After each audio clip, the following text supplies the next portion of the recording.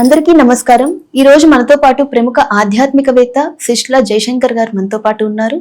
ఆయనతో మాట్లాడదాం. నమస్తే గురుగారు. గురుగారు, ముందు ఎపిసోడ్ లో ఆరుద్ర నక్షత్రం గురించి చక్కగా మాట్లాడుకున్నాము. ఇప్పుడు నెక్స్ట్ పునర్వసు నక్షత్రం. పునర్వసు నక్షత్రం వాళ్ళ సంపత్తార ఐశ్వర్య ప్రదాత ఎవరు? తప్పకుండా పునర్వసు నక్షత్ర జాతకులు శ్రీరాముడి నక్షత్రంలో పుట్టినట్టు. శ్రీరామచంద్ర ప్రభువుది పునర్వసు నక్షత్రం.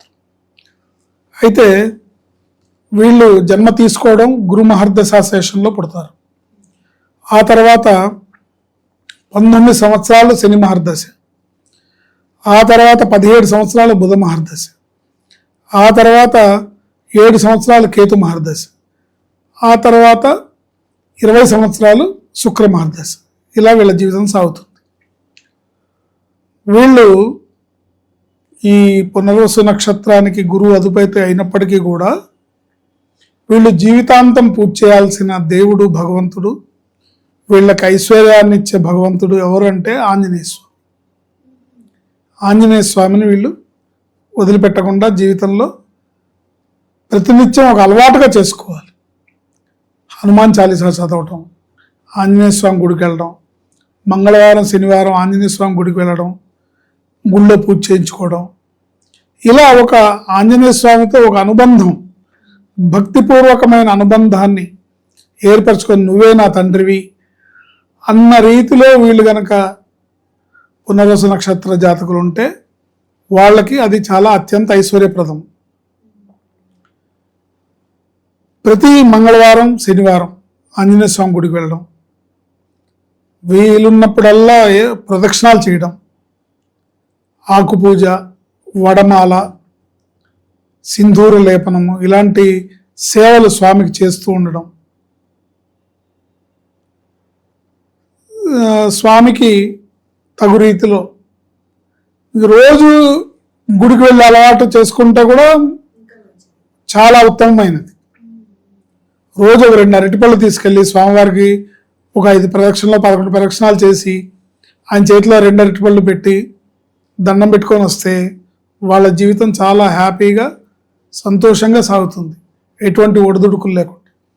ముఖ్యంగా హనుమాన్ చాలీసా కంఠత వచ్చి ఉండి రోజు కనీసం 3 సార్లు 5 సార్లు పారాయణ చేసుకుంటే బ్రహ్మాండమైన ఫలితం ఉంటుంది. 3 సార్లు కానీ 5 సార్లు కానీ పారాయణ చేసుకోవాలి. ఎందుకంటే హనుమాన్ చాలీసా సుందరాకాండ పారాయణ ఎంత విశేషమైన ఫలితాలను ఇస్తుందో హనుమాన్ చాలీసా కూడా అంత విశేషమైన ఫలితాలను ఇస్తుంది.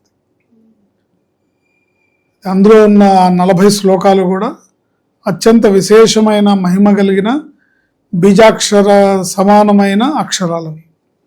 కనుక హనుమాన్ చాలీసా చదవటం వీళ్ళు బాగా అలవాటు చేసుకోవాలి.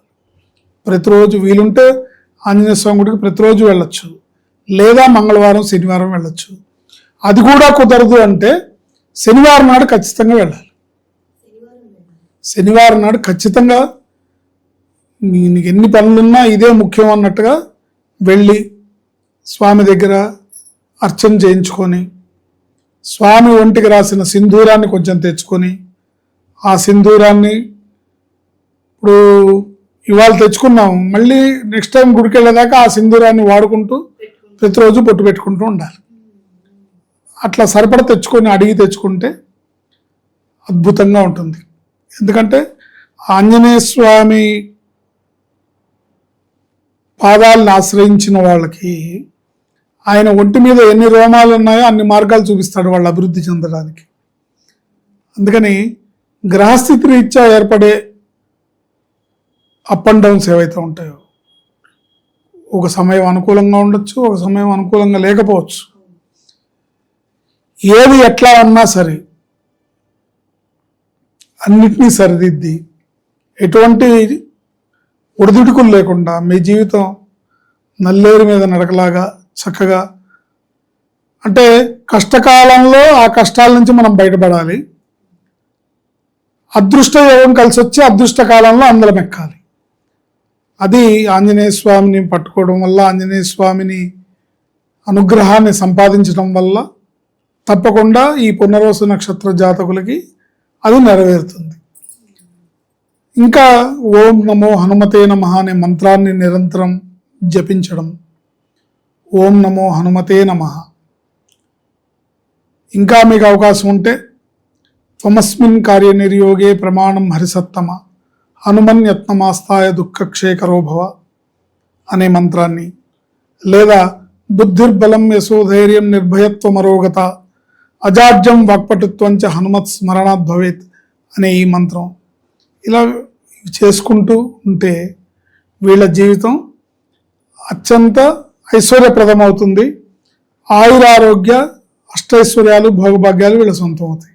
అంటే ఇప్పుడు వీళ్ళు కుదిరినప్పుడల్లా గుడికి వెళ్ళి ఆకు పూజ అవి కూడా చేయించుకుంటూ ఉంటే కూడా ఫలితం ఉంటుంది అంటారు కదా. ఒకవేళ నాకు ఆకు పూజ చేయించుకునే స్తోమత లేదు, వడమాల వేయించే స్తోమత లేదంటే 2 అరటిపళ్ళు స్వామికి సమర్పించి ప్రదక్షిణం చేసి దండం పెట్టుకున్నా చాలు. అవకాశం, కానీ అవకాశం ఉన్నా కూడా లోభించకూడదు. వాళ్ళ వెసులుబాటుని బట్టి వాళ్ళు ఎలా అన్నా అవకాశాన్ని బట్టి వాళ్ళ వెసులుబాటుని బట్టి పూజ చేయించుకోవచ్చు. ఒకవేళ చేసుకోవటానికి అవకాశం లేదు, ప్రతి వారం నేను పూజ చేయించుకోవడానికి నా దగ్గర అంత బడ్జెట్ లేదండి అని అంటారా, పర్వాలేదు, 2 అరటిపళ్ళు సమర్పించండి స్వామివారికి. అది కూడా లేకపోయినా కూడా ఓ నమస్కారం చేసి ఆయన చుట్టూ తిరిగితే ఆయన అనుగ్రహం మనకు లభిస్తుంది. కావాల్సింది మనకి భక్తి శ్రద్ధలు, త్రికరణ శుద్ధిగా స్వామివారిని నమ్ముకోవడం, ఆ స్వామివారి పాదాలను ఆశ్రయించడం. ఆయన ఎత్ర ఎత్ర రఘునాథ కీర్తనం తత్ర తత్ర కృతమస్తకాంజలిమని, ఎక్కడ రామనామం జరుగుతుందో, ఎక్కడ రామనామం ఎవరు స్మరిస్తారో అక్కడ ఆయన అంజలి ఘటిస్తూ ఉంటాడు అంటారు. అందుకని రామనామాన్ని జపించుకుంటూ ఉండడం, ఆంజనేయ స్వామిని స్మరించుకుంటూ ఉండడం, నిరంతరం ఓం నమో హనుమతే నమః అనే మంత్రాన్ని చదువుకోవడం.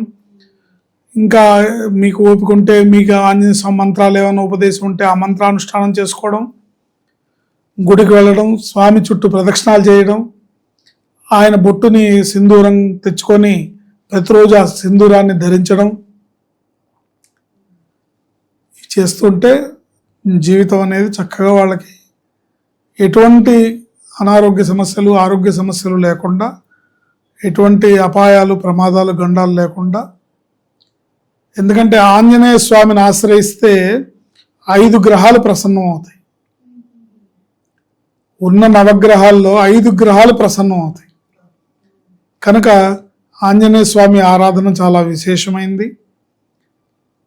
తప్పకుండా పునర్వసు నక్షత్ర జాతకులందరూ కూడా ఈ విధానాన్ని పాటించి మీరు ఐశ్వర్యవంతులై బ్రహ్మాండమైన వృద్ధిలోకి రావాలని మనస్ఫూర్తిగా ఆకాంక్షిస్తూ ఈ ఆంజనేయ స్వామి ఆరాధనని ఒక జీవితకాలపు అలవాటుగా చేసుకోవాలని సవినయంగా విన్నవించుకుంటున్నాను. చాలా చక్కగా వివరించారు గురువు గారు. పునర్వసు నక్షత్రం వాళ్ళు చేసుకోవాల్సిన విధి విధానాలు. నమస్తే. విష్ణుతి.